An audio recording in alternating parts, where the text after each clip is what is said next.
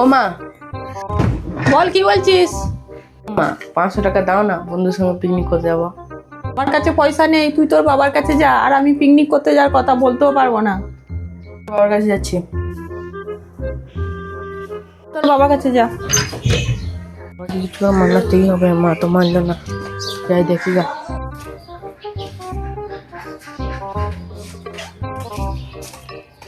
ও বাবা শোনো না, হ্যাঁ বল কি বলছিস?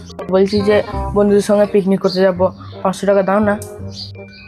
আর দেখছোটা আমার মাথা ফেটে যাচ্ছে, আর ও এসেছে পিকনিক করতে যাবো। এখন থেকে 500 টাকা পিকনিক করার কি আছে? যা পলা থেকে পলা।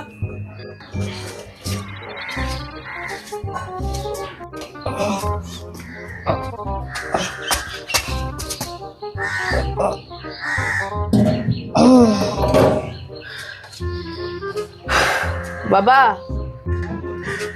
আবার কি হলো রে? দাঁড়াও।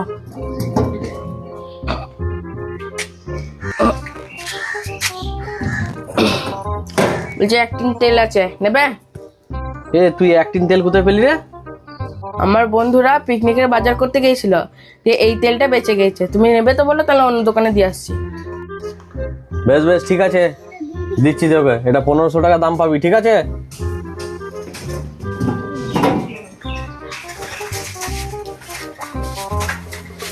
তাই দাও। দাদা নে 1500 টাকা। এখন পিকনিকের জন্য 500 টাকা নিলাম আর 1000 টাকা রেখে দিলাম, রেখে দাও।